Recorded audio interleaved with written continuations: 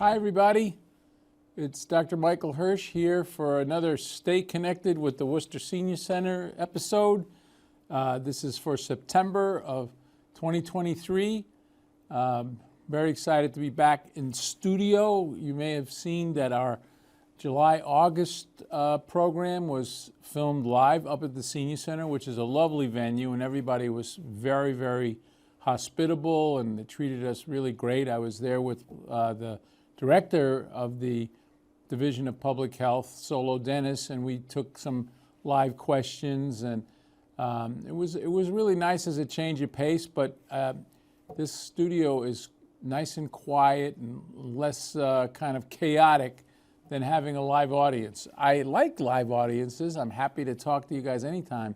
So we'll mix it up a little bit this year. I think we'll be doing some other live programs up at the Senior Center. But meanwhile, here I am in the studio, and we're going to talk a little bit about things to consider as we move into September. I can't believe it's already September of 2023.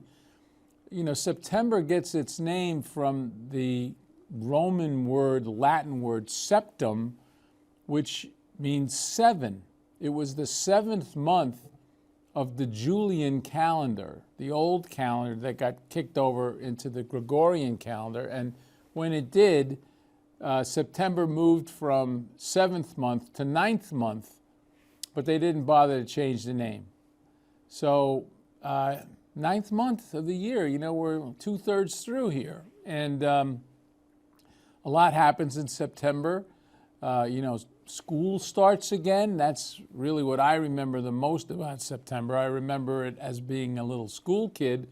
And then as a dad, I remember it too, because for all of you guys that have kids and grandkids out there, it's a big time. Some of the kids are really happy to go back to school, and that's the greatest thing when you don't have to really sweat that. And some kids are really anxious about going back to school. Maybe they have a new teacher, maybe they're going to a new school. So I totally sympathize with all of you that are going to the back to school kind of things that you have to do to convince your child that school is a great place to be. And it is a great place to be, and we're very lucky with the Worcester public school systems and the Archdiocese school systems and many of the private schools. I think kids get very, very good educations here in Worcester. I see this up close and personal because we have a pipeline program at the medical school, at UMass Chan Medical School, where we take high school juniors and seniors that show an aptitude towards interest in medicine, or at least in scientific kind of careers, and we nurture them along so that they can do better on their college applications and on their SAT scores. And we follow them along through college, and some of them end up in a post-baccalaureate program that we have where we help them similarly in their college years do better on their MCATs, learn how to write a resume, and learn how to go through interviews. And many of those students end up in our medical school. They sometimes are first-time Americans, you know, immigrants, families. They're first-time college kids. They're kids from underrepresented minorities and socioeconomically depressed families. But they get a little extra boost, and with a little bit of nurturing, they turn into some great docs. One of the graduates of that whole program, from pipeline to the post-bac program to the medical school, won the Chancellor's Award this past June for being the top medical student. So we're very lucky with the way that public schools are working. I know we had a setback during the pandemic, right?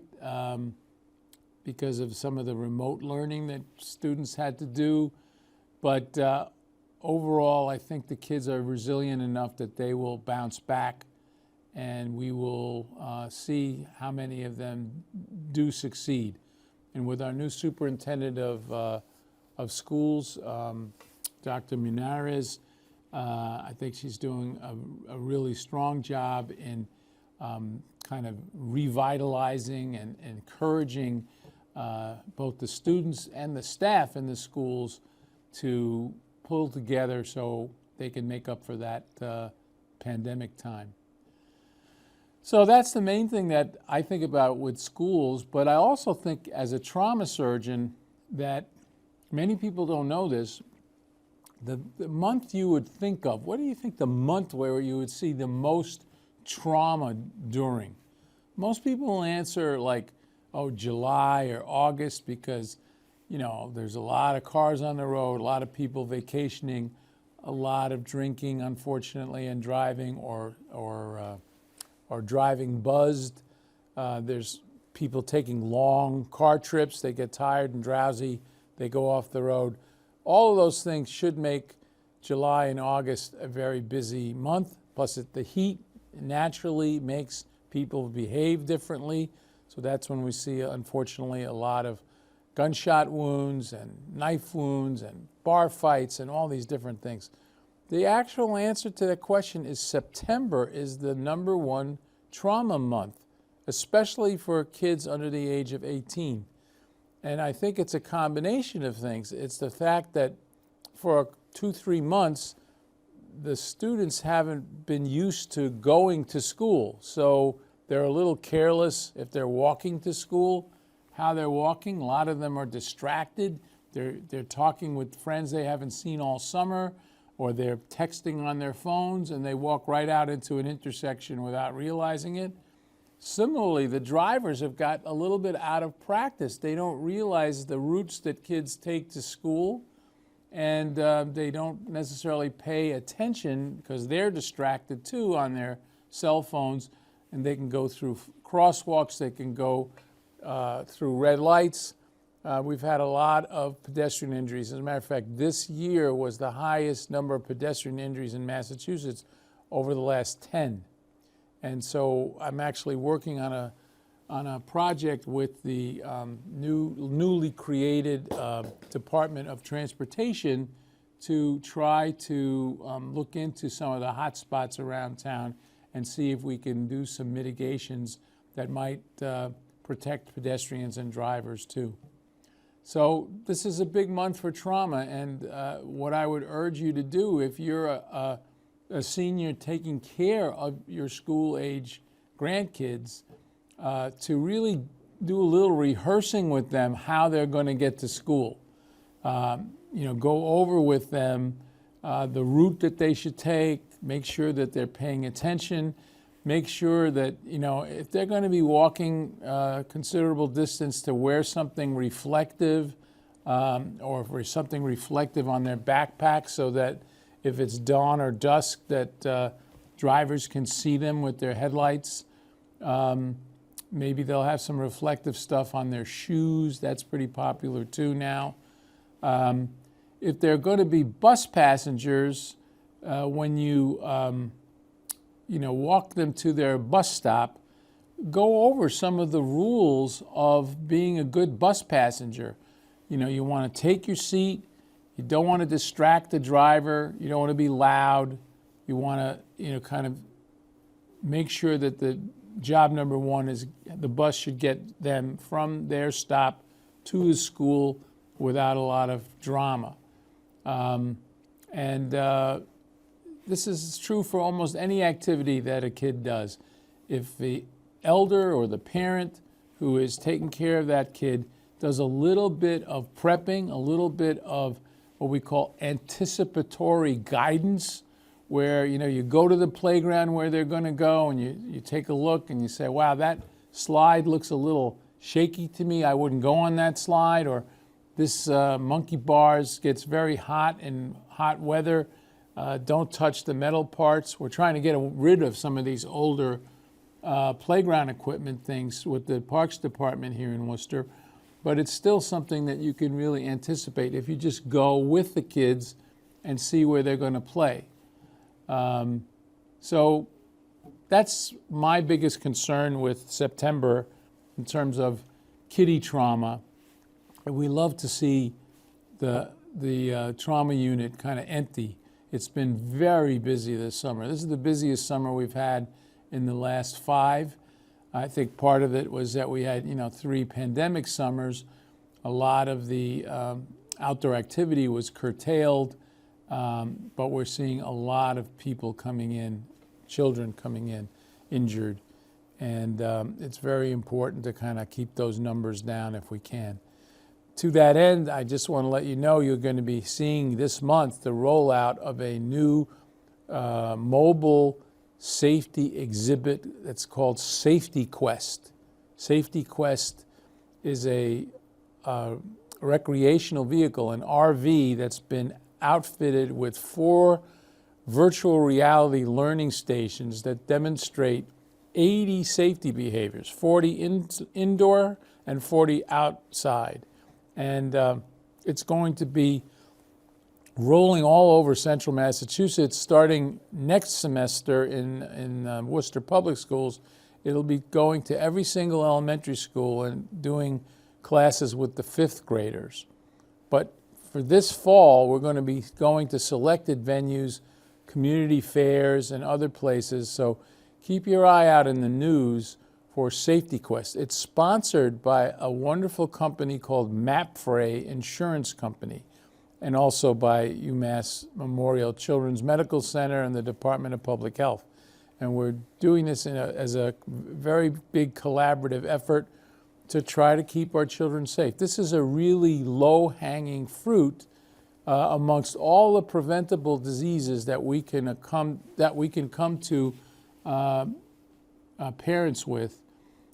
Yes, vaccines are very important, but the inoculation, the vaccination for kid injuries is the education you get on this vehicle. And I'm hoping that we'll see it have an effect and that we see that number, which has been going up, come down. So what else can we talk about with September? Well, September has a couple of hot topics in it. It's National Pain Awareness Month. National Pain Awareness Month. So I don't know how many of you watch or binge, stuff on TV. I'm a very, very addicted TV watcher, and I watched a movie called Dope Sick last year, which won a lot of awards. Terrific story of how the big pharmaceutical companies created an oral form of a narcotic that led to a lot of addiction problems. We don't call it addiction anymore. It's called substance use disorder.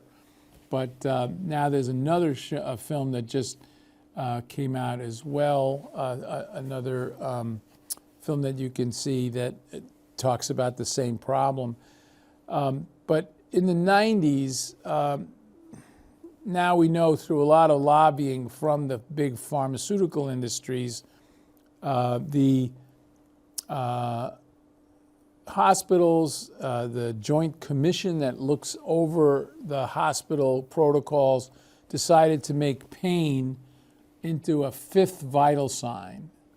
And when it did that, everybody had to be evaluated when they were in the hospital, whether it was an outpatient visit or whether it was an ER visit or whether it was an admission to the floor.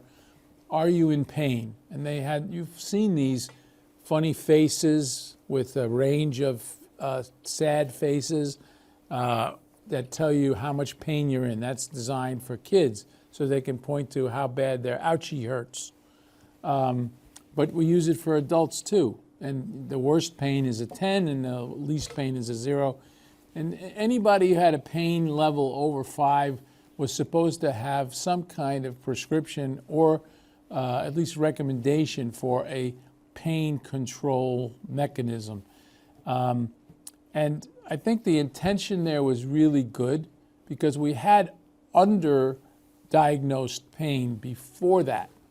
But then I believe we started to miss the mark and overdiagnose pain, and we would give out pain medicine in large quantities with lots of refills, and that's how, unfortunately, some people got into that substance use disorder issue. So the sequence that was very commonly told, and you may have heard this before, you as a senior may have had a hip operation, and the doc gave you 90 Percocet pills, but you're a tough person, and maybe you took the pills for 4 days, 5 days after you got home. Afterwards, you said, I'm not taking any more of these. They make me sleepy, they make me dizzy, make me nauseated. I'm going to switch to Tylenol. So what happens to the 85 pills that are left? They're sitting in your medicine cabinet.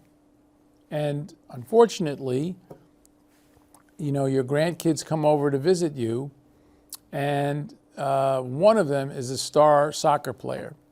And he actually gets word from his coach that scouts from some of the Division I soccer colleges are coming to watch their game next week. But while he was practicing that day when he was visiting you, he tweaked his knee, and it's hurting a lot. And he's worried that he's not going to be able to perform well in front of these scouts. So when he goes to the bathroom, he checks into your medicine cabinet, and there are the Percocets. And he knows enough about what's going on with Percocets, so he takes a bunch. You're not going to miss them. You're not using them anymore. So he starts to take them, and maybe he gets through his tryout, and maybe he actually does get into the school that he wants to. But more likely, he doesn't, but now he wants more Percocet. And he realizes after trying to use up your Percocet that Percocet is very expensive. Once he runs out of yours, the Percocet can cost like $30 a pill on the street. But he needs it. So he keeps finding ways to get money to buy the Percocets. And after a while, the person that he's buying the Percocets from, whether it's in school or on the street, tells him, hey, for $8, I can get you a bag of heroin that will last you a month, and you won't have to worry about it. And unfortunately, that's the transition where a lot of our young people got hooked. And that all happened kind of in the 1998 to 2005 period. And that's where we started to see a lot more heroin usage and heroin overdose. And we're obviously paying for that ever since. So National Pain Recognition Month shouldn't just be about acknowledging people that are in pain, which is a terrible thing. Hippocrates in the Hippocratic Oath says we all have to recognize that our patients are all creatures in pain. So we want to understand how we can make them feel better, how we can minimize that pain. But at the same time, we have to be very, very aware that these medicines that are out there for pain control, OxyContin and Percocet and Percodan, these are powerful, powerful medicines. And it doesn't take much to get you hooked on them. And in elderly people, look, I say this, I'm not saying it like I'm not an elderly person. I am. I just turned 69. I feel fine. I feel great. But I qualify as an elderly person. What has been found is that elderly people, it doesn't take maybe even 3 administrations of one of these drugs like OxyContin or Percocet to get you dependent. So you have to be very, very careful. So what are we doing as doctors in the hospital or in the public health department? We are monitoring very carefully who is prescribing these medications and how much are they prescribing. And we're really educating our young doctors and nurses and nurse practitioners to be aware about overprescription. Don't give your patient 90 pills. Give them 10 pills. And if they need more, make it easy enough for them to get a refill, so long as you're sure they're not trying to get the refill to help somebody who's got a habit. So you'll notice if you go to the doctor now, you're not going to get a big pack of pills. 3 bottles of pills. We're not giving those out. We also have made it easier for patients like the hip replacement patient I described to you. Instead of having the 85 pills sitting on the shelf, they can actually bring it in to a special lock box that we have next to the pharmacies in the hospitals, and they can just dump it in there. That way it doesn't go into the groundwater, it doesn't go into the wrong hands, it doesn't get sold on the black market. It takes away all of those worries. And of course, the other great program that's out there, the Drug Enforcement Agency, the DEA, has a biannual drug take-back day. The fall one is in October, I think it's on October 28th this year. And if you have a pile of medicines, it doesn't have to only be pain medicines, it could be thyroid medicines or heart medicines that you're not using anymore, blood pressure medicines, bring it in. It's the collection site is usually right either at the police station or at the departments of public health in either Worcester itself, or you'll have to look in the individual towns around Worcester. They all have this collection date, and we collect tons and tons of unused pharmaceuticals that day, which is great that we destroy them that way instead of having them out and about on the street. So that's National Pain Recognition Month. The other important recognition month illness is leukemia and lymphoma. These are blood cancers whereby a line of diseased white blood cells, in the case of leukemia, or lymphocytes, which is another kind of white cell, will overwhelm your bone marrow, and you stop creating the good cells like red blood cells and platelets that help you clot your blood, and normal white cells that fight off infection. And instead, the patients come in very sick with high fevers. We test the blood, we see that there are abnormal cells there, and they need to have immediate help with chemotherapy agents to try to control the proliferation of these cells. When I was a medical student, 1978, 79, I worked on a cancer ward at Mass General Hospital in Boston where it was a pediatric cancer ward. And every week we would get a group of new leukemic patients, and almost all of them, 85% of them, died within a month of diagnosis. We just didn't really have good treatments. But now we've flipped that number, and the survival rate is really, really high. Similarly, you probably heard the term Hodgkin's disease. That's a type of lymphoma that's out there. It's mostly seen in the teenage age group or pre-teenage age group. That used to also be a death sentence, and now it's got a 90% survival rate. So the development of these different agents, chemical drugs that will kill the right cells and leave the good cells, is just amazing. But it is a scary process if you have a grandkid or a kid that's gone through induction of chemotherapy for leukemia. There's a lot of illness that the chemotherapy creates.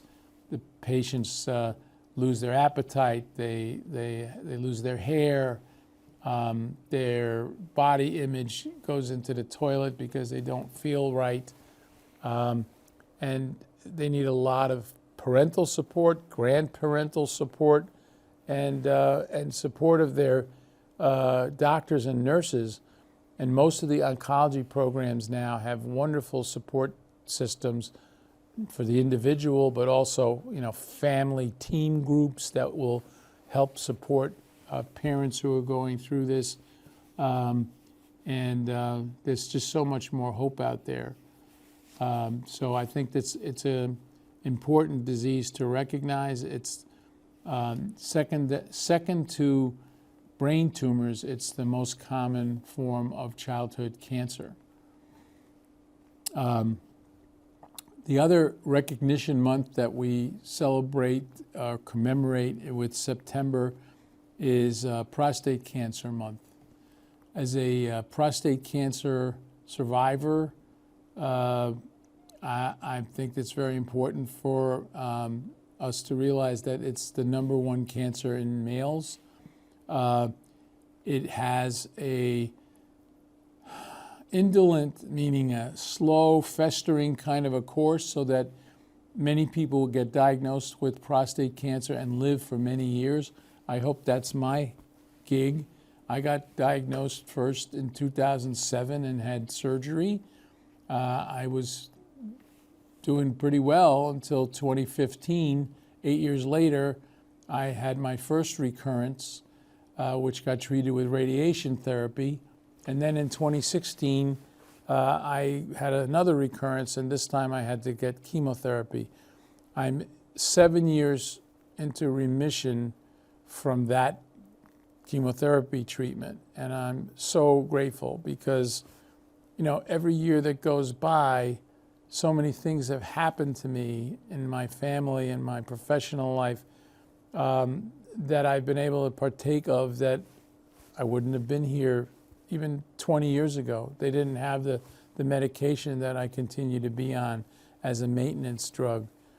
So what would I have missed? Well, I wouldn't have been able to fight the pandemic with my buddies at the Worcester Department of Public Health.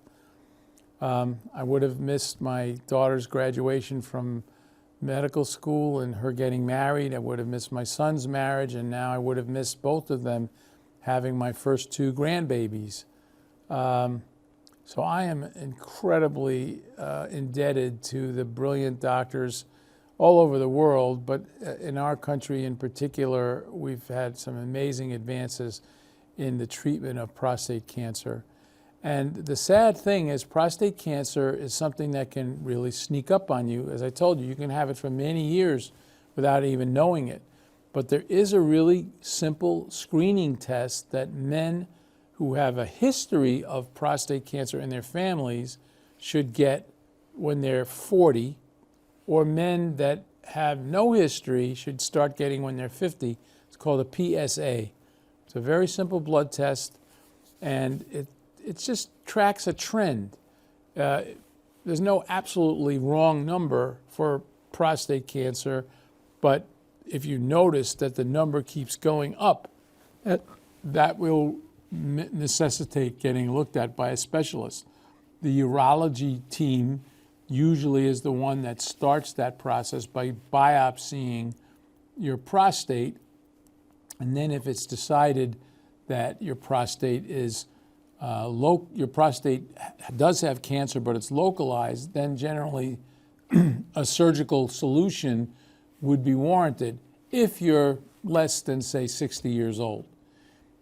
Older than 60 years old, it's kind of controversial. You might get treated with radiation. You might get treated with a combination of radiation and chemotherapy, but it is treatable if you catch it with that PSA test early. And this is one of the problems that we have seen around the country is that, for example, underrepresented minority males don't get the offer of this kind of screening test as easily as Caucasian males do, and that's why they have a much worse prognosis with prostate cancer than Caucasian males do. And these are the kind of inequities that we see so many places in medicine, but it's an easy one to fix. So if you have a loved one that is of that age, 40, if you have a positive history for prostate cancer in your family, or 50 or above, if you have never had any prostate problems in your family, start insisting that they get a yearly PSA test. And that will save a lot of lives. And it will make the golden years of your life not spent debilitated, but kind of active. I mean, I'm so grateful that I've been able to stay busy, stay active, and that these guys in the studio here still want me to come talk to you every month. So those are things that are very important about September. And I think the last set of things I will tell you is, of course, September is the morphing of the last days of summer into fall. The autumn equinox will happen usually around the 20th, 21st of September. And that's when we really start to see some of the leaves changing colors. And, you know, within a couple of weeks of that equinox, you'll start to have the most beautiful foliage. And Worcester is exceptionally beautiful in the fall. I think all of New England is exceptionally beautiful in the fall. It's my favorite season here in New England. And of course, it's the beginning of all different kind of sports, football seasons in all of the various high schools and colleges around. And it's a very exciting time. Apples are popping off the trees, and people are getting ready for Halloween and November, and it's just a great feeling. So I think that we should welcome September. It is a little sad to see the summer go. It is a little sad to see that you're not free anymore with schools, and you know, you're kind of a little bit saddened by the change. But that's one of the beautiful things about being in a temperate climate like we are in New England. Every season has some beautiful aspect to offer New Englanders, and Worcester is no exception. And I embrace September. I think it's going to be an awesome month for us. Our Red Sox up the road are still in the hunt for a wild card spot. Our Woo Sox have really had an excellent season.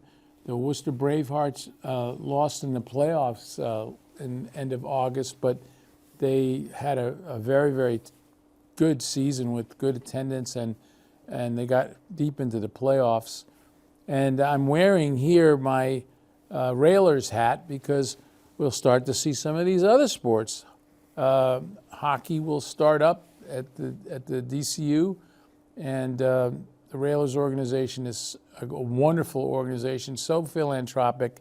They're really helping out a group of these asylum seekers that have come mostly from Haiti to central Massachusetts, and they've been very generous partners with a number of agencies that are trying to take care of these our new arrivals here to the Worcester area.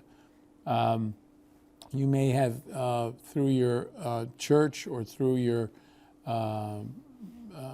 men's club or women's club, heard about these asylum seekers and how they essentially were accepted by the state government and put into a variety of hotels for lodging, but they came here basically just with the clothes on their back. And they're young families, they're pregnant moms in these families, they're school-age kids in these families. There are young men that want to work, but it takes a while to figure out how to get them processed with their work papers. But that's the beautiful thing about, again, the spirit of Worcester. Worcester together, just like we fought through the pandemic together, we're coming together to help these asylum seekers so that they feel welcomed, they feel safe, because they've been through horrific stuff. Where they were coming from in Haiti, there's basically been a complete breakdown of government. And there's lootings and robbings and all different kind of crime going on, including sexual assaults.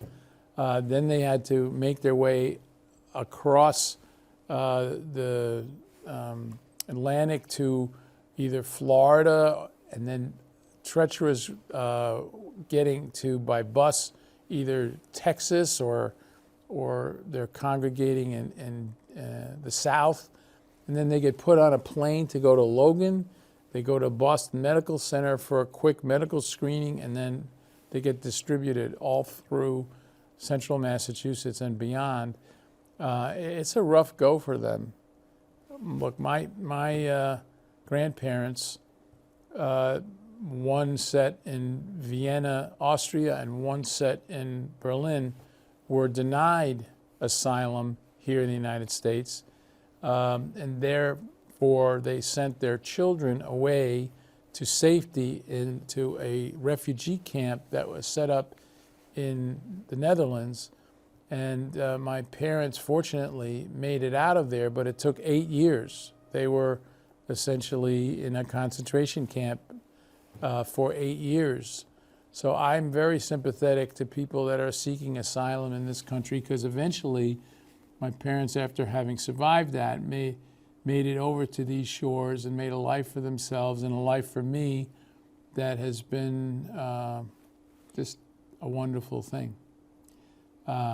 So I hope we continue to treat our new guests as with as much dignity and respect, and hope that they will be able to blend in the way families before them have, including mine. So I don't have much else to say about things that happen in September, but I do want to talk a couple of minutes about medical things, okay? In September, you're going to hear an announcement about a new monovalent COVID vaccination that's going to be coming out. It is designed to attack the Omicron family of COVID. Omicron is the one that caused our spike last fall and winter, and it has had a lot of offspring. So that's the design of this particular vaccination. It's different than the bivalent one that we had back in September of last year. That was designed to treat Delta and the original COVID. Now we've morphed into Omicron. You may have been hearing that the case numbers of COVID have been going up. They haven't been going up in a out of control kind of epidemic way. They haven't caused a ton of new hospitalizations, but it is being noted that about 20% of the people that are being hospitalized are testing positive for COVID. So that's not always the same as saying I got admitted for COVID symptoms. No, they came in for chest pain, they came in for intestinal discomfort, whatever, and they were found incidentally to have COVID on top of it. So it's not causing a ton of hospitalizations. It is causing some work outages because healthcare workers are asking for testing. They get tested and they find that the cold that they thought they had or the flu that they thought they had is actually COVID.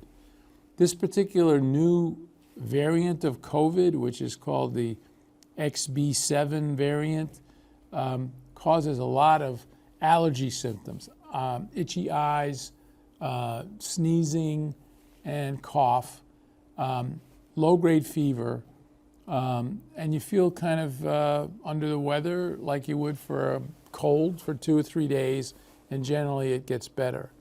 The key thing with it now is we're not like going crazy with Paxlovid, and we're not giving monoclonal antibodies. We're just telling people that have the symptoms to wear a mask, stay home, try to isolate yourself for 5 days at least. Then you can come out wearing a mask for another 5 days. If you're an essential worker or somebody that's around a high-risk person, like an elderly person, an obese person, a person with immune compromise, a person with cardiac or respiratory disease, you should wear the mask for longer if you're in their presence. And that's the group, that high-risk group that we're particularly going to try to push to get this new monovalent vaccine, because we think it'll help tide us over through the winter. At the same time, there's another vaccination that's come out to the RSV virus. Now, you may remember back in December, we were talking about the tridemic that was going on. Tridemic meaning we had flu, COVID, and RSV virus, which mostly affects kids. But in the case of last winter, we saw a lot of elderly people suffer from RSV. So if you're a caretaker of younger kids, if you have respiratory issues, if you are around teachers that might take an RSV infection into the classroom, it's a good idea to get this RSV virus vaccination. And we're hoping that that will be a big push along with the flu vaccine. None of these, unfortunately, have been combined yet in a way that, you just go and get one shot and all of the diseases are taken care of. But I think that is coming. We're learning every, month about how they're trying to combine some of these different vaccines. I don't think that any of what I've just said is going to lead to a huge outbreak in the fall. But it's, again, it's another one of those Yogi Berra things, I just watched a movie about him called It Ain't Over that was produced by his granddaughter, Lindsay. And one of her favorite expressions of his, which I think I've mentioned on the show, that it's very difficult to make predictions, especially about the future. That's exactly where we're at with COVID. So with that, I'm going to say I wish you a really great end of the summer. And Labor Day is a fun holiday, and I hope you enjoy that on the first weekend of September. Keep your ears open about these new vaccines, and pay a little more attention again to traffic, because the kids are out there and we want to keep them safe. So thanks a lot, and see you next month on Stay Connected with the Worcester Senior Center. This is Dr. Michael Hirsch signing out.